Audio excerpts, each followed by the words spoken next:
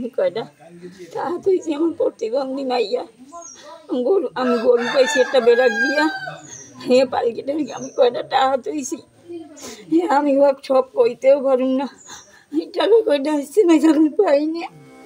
50 ঊর্ধ্ব আরতি হালদার স্বামী মারা গেছেন অনেক আগে।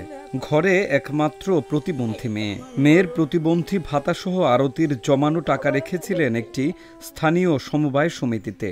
মুনাফার টাকায় চলত তাদের সংসার। আচমকা জমানো টাকা নিয়ে লাপাত্তা হয়ে গেছেন সমিতির মালিক। আমি খাওয়ান জোগাড় করতে আমার তো আয় করার লোক নাই, আমার কেউ নেই, খালি ওই প্রতিবন্ধী একটা মাইয়া।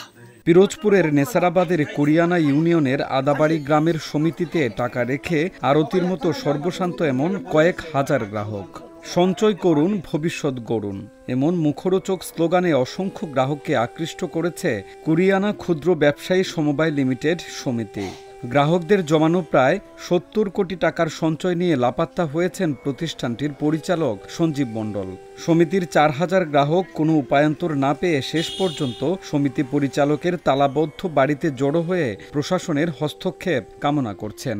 আমার পেনশনের সমুদয় টাকা অর্থাৎ 31 লক্ষ, মানে 30 লক্ষ ফিক্সড হওয়া আর একটা ডিপিএস 3000 টাকার, তাতেও 1 লক্ষ, এই টাকা সম্পূর্ণ কুরিয়ানা ক্ষুদ্র সঞ্চয় সমিতি সমবায় লিমিটেড এর প্রোপাইটার সঞ্জীব মণ্ডল এর নিকট গচ্ছিত রাখছি এবং প্রতি মাসে ইন্টারেস্ট দিত।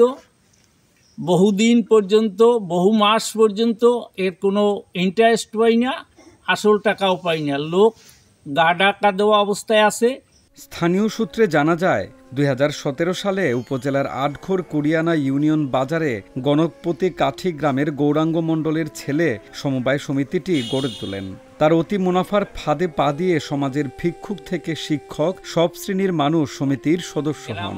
সমিতিতে এককালীন, মাসিক, সাপ্তাহিক আকারে দ্বিগুণ মুনাফা, মাসিক মুনাফার লোভে তাদের কষ্টার্জিত টাকা রাখেন অনেকেই। তবে সমিতির পরিচালক সঞ্জীব মণ্ডল লাপাত্তা হয়ে যাওয়ায় সর্বস্ব হারিয়ে দিশেহারা এসব গ্রাহকেরা।